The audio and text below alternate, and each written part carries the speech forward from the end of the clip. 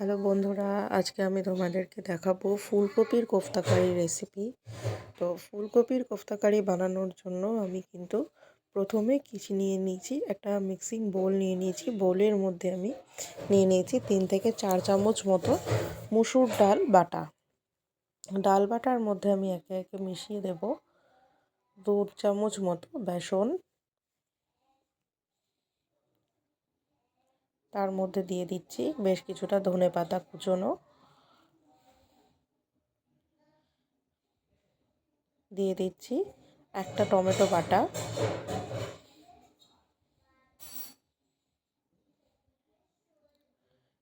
কিছুটা দিয়ে দেব আচার, আমের আচার যেটা হয় বা মিক্স আচার যেটা হয় সেটাও কিন্তু তোমরা দিতে পারো, খুব অল্প দিতে হবে। দিয়ে দিচ্ছি পরিমাণ মতো নুন, দিয়ে দেব 2 চামচ মতো কসুরি মেথি, দিয়ে দিচ্ছি একদম অল্প 1 চিমটে বেকিং সোডা, দিয়ে দেব মিষ্টি স্বাদের জন্য খুব সামান্য আখের গুড়। একটা বিটারের সাহায্যে খুব ভালো করে ডাল বাটাটা ফেটিয়ে নেব।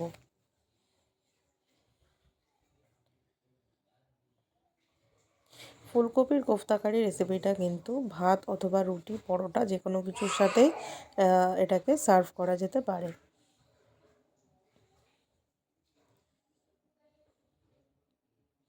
এভাবে খুব সুন্দর করে আমি ডালটাকে ফেটিয়ে নিলাম। এইভাবে ডালটা ফেটিয়ে নিয়ে এর মধ্যে আমি দিয়ে দেবো ভাপানো ফুলকপি। ছোট ছোট করে কেটে রাখা ফুলকপি একদম ভাপিয়ে নিয়ে এটা আমি দিয়ে দিচ্ছি। এবার চামচের সাহায্যে এটাকে একদম আমি পিষে দেব। খুব ভালো করে জিনিসটাকে ডালের সঙ্গে মিশিয়ে নিয়ে, যদি মনে হয় এটা কিন্তু হাত দিয়েও মেখে নেওয়া যেতে পারে। এখানে আমার মনে হচ্ছে যে এটা চামচ দিয়ে খুব ভালো করে মাখা যাবে না, তাই আমি হাতের সাহায্যে এটাকে করে নিচ্ছি। এমনভাবে মেখে নেব যাতে যখন আমি কোফতার আকারে এটা গড়বো তখন যাতে কোনো রকম ডেলা না থাকে ভেতরে।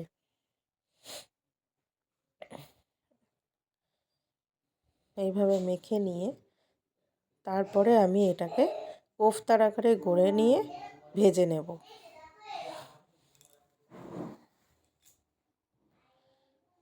এখানে তেল গরম হয়ে গেছে, এবার আমি কোফতার আকারে এগুলোকে ভেজে নিচ্ছি। এইভাবে বেশ কতগুলো কোফতার মতো আমি ভেজে নেব।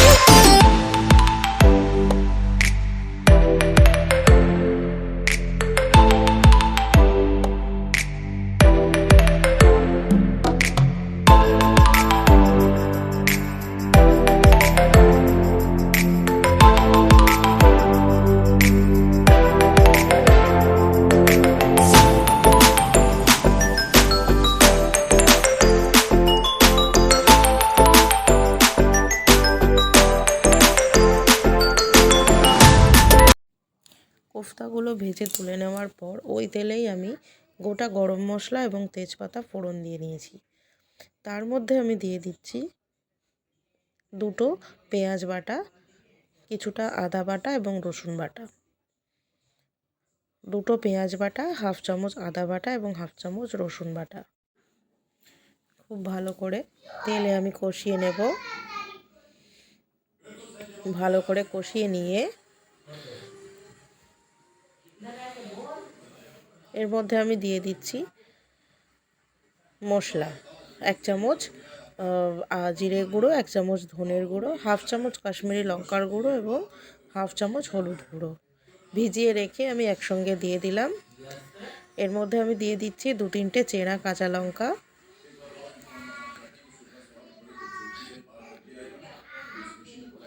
তারপরে আমি দিয়ে দেব ফ্যাটানো টক দই, 2 থেকে 3 চামচ মতো টক দই।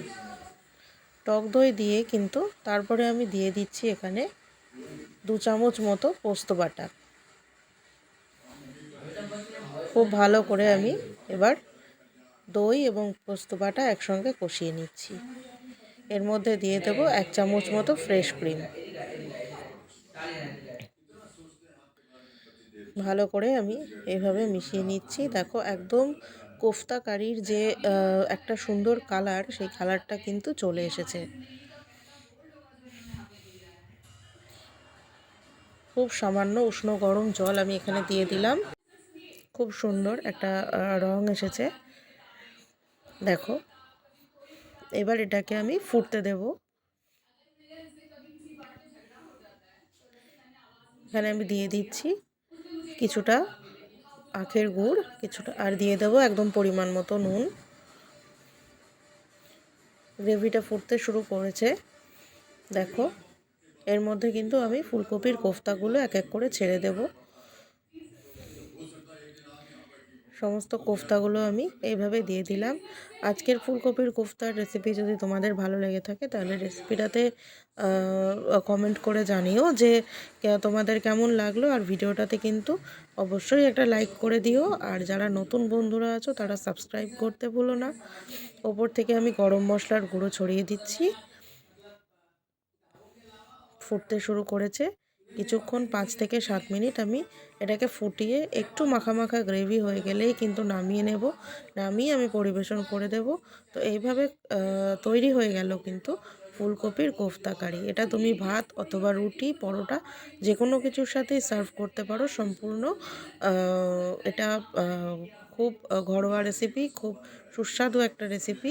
তো আজকের মতো টাটা।